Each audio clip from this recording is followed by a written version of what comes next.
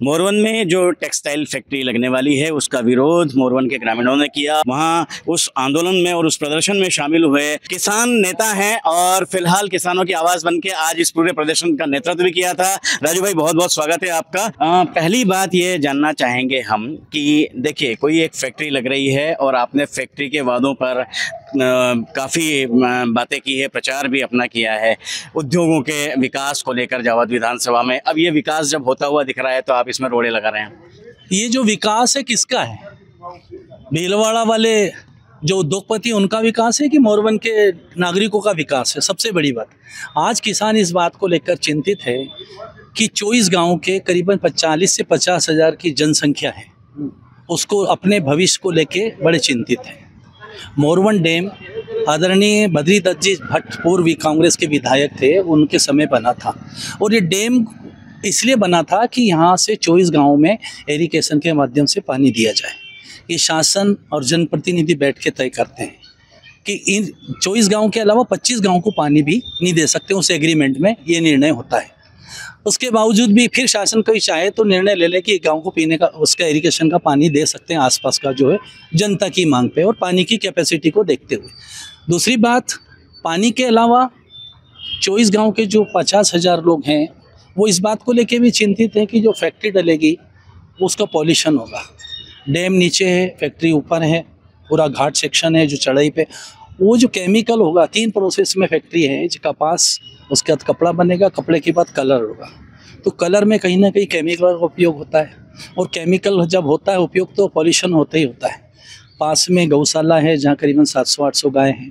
पास में 100 मीटर की दूरी पे 400 बच्चे पढ़ते हैं, बच्चियाँ। पास में वन विभाग है, पास में गौशाला है। इन सबके स्वास्थ्य पे सीधा असर पड़ेगा। दूसरा, जो केमिकल का पानी है वो सीधा डैम में जाएगा और जब डैम में पानी जाएगा वही पानी पीने के काम आएगा, वही जानवर भी, गायें भी पींगी, हमारी गौ माता। तो कहीं ना कहीं इसके परिणाम दूषित होंगे। आपने देखा भीलवाड़ा में जो टेक्सटाइल फैक्ट्रियाँ लगी हैं, हालत ये वो ज़मीन बंजर हो गई हैं।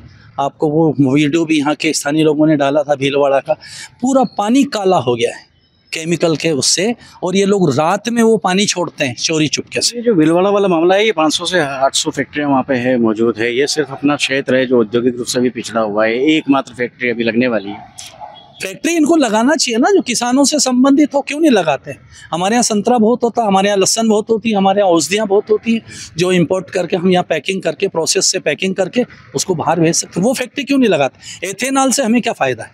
एथेनॉल आपने देखा कमलनाथ जी के समय 2400-2500 रुपये मक्का के रेट मिलते थे, आज 1400 रुपये मिल रहे हैं। एथेनॉल की 2 फैक्ट्री हमारे यहाँ लग रही है। क्या फ़ायदा हो रहा है किसानों को? फैक्ट्री ऐसी लगना चाहिए जिससे किसानों को फ़ायदा हो, जिससे और यहाँ के लोगों को रोज़गार मिले। वहाँ जो निर्माण काम चल रहा है, आप देखिए क्या हालत है। वहाँ भीलवाड़ा के मजदूर काम कर रहे हैं, आज भी देखिए आप जाके, कहाँ से रोज़गार? यहाँ विक्रम फैक्ट्री लगी हुई है, करोड़ों अरबों रुपए की फैक्ट्री है, टर्नओवर उसका। कितने लोग हैं? 50 लोग भी मजदूर स्थायी नहीं है और लोकल मजदूर को भी नहीं लगाया जाता है। ठेकेदार वहाँ राजस्थान के, कोई जोधपुर का है, कोई अजमेर का, आप जाके देखिए तो सही। मैं आपके माध्यम से कहना चाहता हूँ कि आप लोग थोड़ा जागरूक होइए और जाके देखिए। आप उद्योग की बात कर रहे हैं, उद्योग होना चाहिए जिसमें हजारों, आज हमारे यहाँ बड़ी खवई में हजारों किसानों की ज़मीनें चली गई, सौर ऊर्जा का आवंटन हुआ, क्या फ़ायदा? उस गाँव में बिजली तक नहीं दी जा रही है। ये जो मोरवन को लेके जो टकराव है प्रशासन का और आप जो प्रदर्शन कर रहे हैं, अब ये कहाँ जाकर रुकेगा? क्या सहमति बनी है? कलेक्टर साहब से क्या बात हुई है? हमने कलेक्टर साहब को सारी चीज़ें बता दी कि ये चरनोट की ज़मीन थी, फॉरेस्ट वाले बोलते अपनी है, तो ये ज़मीन का आवंटन हुआ कैसे? डीआईसी डायरेक्ट तो आवंटन कर नहीं सकती है। रेवेन्यू की ज़मीन है तो फॉरेस्ट वाले वहाँ आपत्ति उठा रहे थे। हमारे पास तो वो हैं किसानों के, कि जो किसानों ने वहाँ पे रसीदें कटवाई थी, जिनकी रसीदें हैं आज भी हमारे पास, कि भाई चरनोट की ज़मीन है। चलो, हमने चरनोट की ज़मीन छोड़ दी किसानों ने। उसके बाद वन विभाग वाले बोलते हैं हमारी ज़मीन। चलो, फिर वन विभाग के अलावा रेवेन्यू ने ली है, तो रेवेन्यू ने इतनी ज़मीन वन विभाग की ली, तो रेवेन्यू ने इतनी ज़मीन कहीं दी क्या? नियम है, 2 गुना ज़मीन दी जाती है। तो नियमों की अवहेलना की जा रही है। पानी 0.8 मिली घन मीटर पानी वो लेना चाह रहे हैं इसमें से, जो पिछले टाइम प्रशासन और जनप्रतिनिधि कौन होता तय करने वाला कि इसको इतना पानी दिया जाए? वहाँ की जनता में पब्लिक हियरिंग हुई इस संबंध में? आज तक नहीं हुई। वहाँ के लोगों से जानकारी ली। एसडीएम प्रीति संघवी इसके बाद में आई थी वहाँ पर, आई थी। उन्होंने बोला आप क्या चाहते हैं? हम चाहते हैं कलेक्टर महोदय को भी ज्ञापन देंगे और हमारा धरना अनवरत चालू रहेगा। बोले आप क्या चाहते हो? डीआईसी के लोग भी आए थे, वो बड़ी यहाँ सफाइयाँ दे रहे थे कि यहाँ पॉल्यूशन नहीं होगा।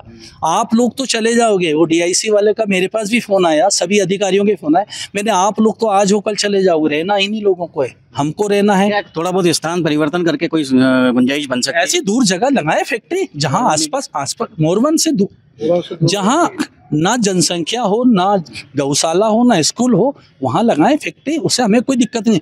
और उसमें भी ये कि किसानों से संबंधित फैक्ट्री लगाएं ना, ज़्यादा बेस्ट है। कपड़ा मिल से हमें क्या मिलना है आप बताइए?